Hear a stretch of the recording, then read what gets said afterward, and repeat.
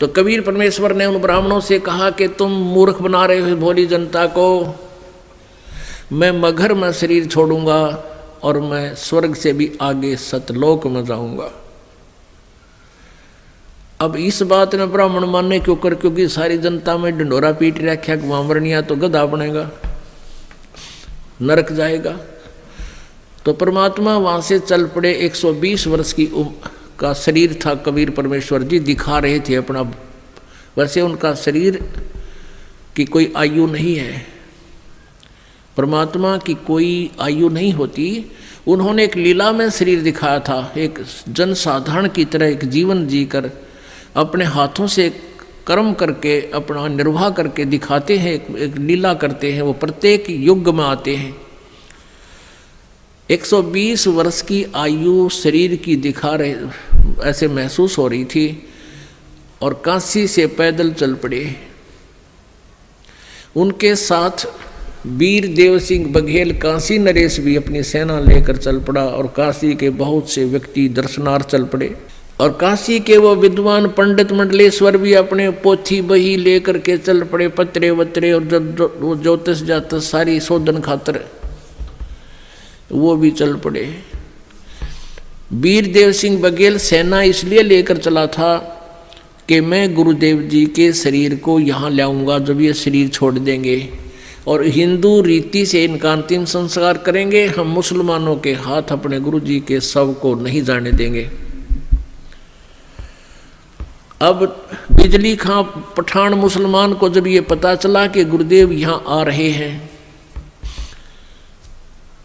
और काफी व्यक्ति भी दर्शनार्थ आ रहे हैं और गुरुजी यहाँ पर अपना जीवन लीला अंत करेंगे, और वीरदेव सिंह काशी नरेश हिंदू के इरादे से भी परिचित हुए कि वो शरीर को लेकर जाएंगे। तो बिजली खां पठान ने भी अपने मुसलमानों से सलाह की। तो मुसलमानों ने कहा कि हम अपने गुरुदेव के, अपने पीर के शरीर को हिंदुओं को नहीं देंगे, हम मुसलमान रीति से अंतिम संस्कार करेंगे, और यदि ये नहीं मानेंगे तो आपस में युद्ध भी करके प्राप्त करेंगे। जब परमेश्वर कबीर जी वहाँ पहुँचे तीसरे दिन पैदल चल के, क्योंकि बनारस से काशी से मगहर लगभग 200 किलोमीटर के आसपास है। तो बिजली खां पठान से ने प्रणाम किया, कहो गुरुदेव। परमात्मा ने अपना कारण बताया वहाँ पहुँचने का और कहा कि बिजली खां मैं स्नान करूँगा, पानी की व्यवस्था, जल की व्यवस्था करो। बिजली खां पठान ने कहा गुरुदेव जल ला रखा आपके लिए, शुद्ध जल स्नान के लिए। परमेश्वर ने कहा कि कबीर जी ने कहा कि मैं बहते पानी में दरिया में स्नान करूँगा। अब बिजली खां पठान ने कहा कि यहाँ एक दरिया बहती थी, आमी नदी, लेकिन वो भगवान शंकर ने श्राप दे रखा है, उसका पानी खत्म हो गया, वह सूखी पड़ी है। परमेश्वर जी ने कहा कि चलो दिखाओ मुझे कहाँ है वो आमी नदी। जहाँ परमेश्वर खड़े थे वहाँ थोड़ी सी दूरी पर, 2-3 एकड़ के दूरी पर, 600 फुट की दूरी पर वो दरिया सूखी पड़ी थी। परमात्मा ने वहाँ खड़ा होकर साथ में हजारों की संख्या में दर्शक, और परमेश्वर ने ऐसे किया था हाथ से संकेत, जैसे ये ट्रैफिक का सिपाही करा करे, ऐसे कर दिया। क्या देखते हैं कि थोड़ी सी दूरी पर एक बहुत बड़ा धमाका हुआ और एकदम पानी से भरकर नीचे से पानी इतना जोर से निकला और पूरी दरिया भरकर चल पड़ी। बोलो सतगुरुदेव।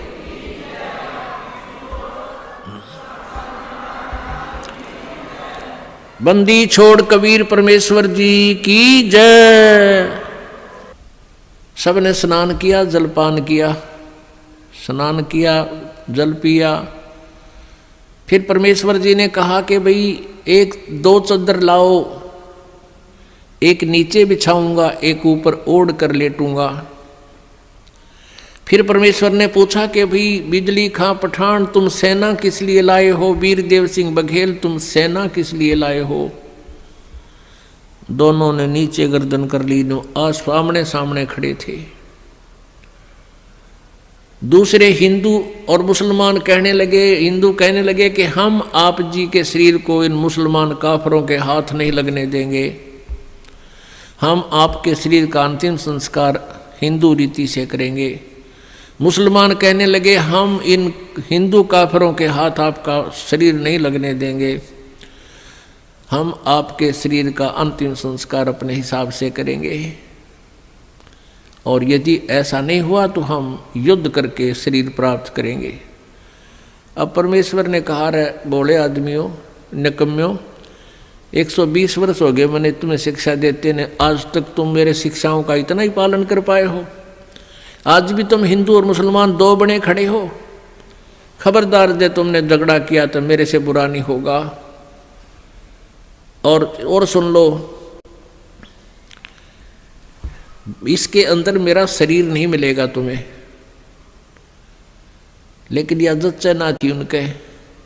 फिर भी अगर तुमने झगड़ा नहीं करना है, एक चदर तुम ले लेना, एक मुसलमान ले लेंगे, एक हिंदू ले लेंगे, और चदरों के बीच में जो भी वस्तु मिले आधी आधी बांट लेना। तुम लड़ियो ना भाई, ना तो विनाश हो जाएगा, गृह युद्ध शुरू हो जाएगा, आपसी जुल्म हो जाएगा, महाभारत से भयंकर युद्ध हो जाएगा।